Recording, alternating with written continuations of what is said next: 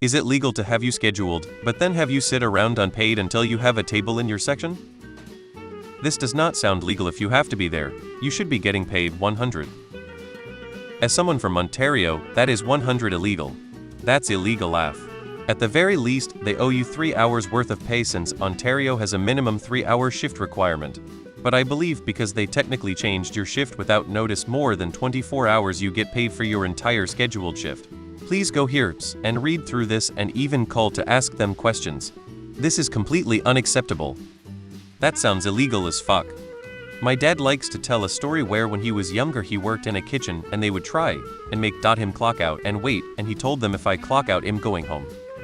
It is illegal in Ontario. If you are required to be there, they are required to pay you.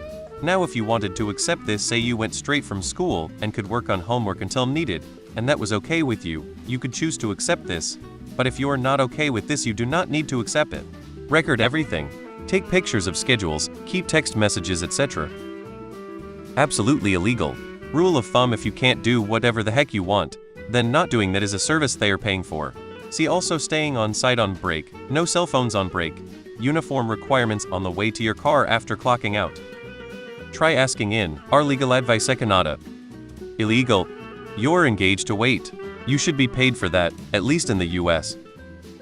I know where I work in BC, if you were scheduled, but end up not being needed, we pay a 3 HR minimum. That would be illegal in the US. Don't know about Canada? Don't know about legal. But back in high school, working in a restaurant, when there weren't many customers, they would have 90 of the staff clock out and sit there, then clock back in. An hour later you could leave, but you were effectively quitting if you left. It was my first job, so I didn't really question things. This is the distinction between being engaged to wait and waiting to be engaged.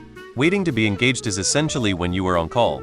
You may be called in at any time, but you're allowed to do whatever you want, and you'll be given a reasonable amount of time to finish up any activities you are doing. When waiting to be engaged, you don't have to be paid. Engaged to wait is when you are required to be on site and ready to jump in immediately when work is needed. You must be paid when you are engaged to wait. Manager, we need you to be here at 2 p.m. At your first table, won't be seated till 6 p.m. Yes, illegal AF. They required you to be there at 2 p.m. and then expect to waste 4 hours of your time because they chose not to seat anyone in your section. I am not a Canadian lawyer, but it sounds illegal to me. Certainly worth looking into. Nah, in the US, if you make less than minimum wage in a shift, they must make up the difference. But that usually doesn't happen, as most waiters make well over minimum wage. Also, they can't make you clock out just because there's no tables. Not legal. Call the labor board.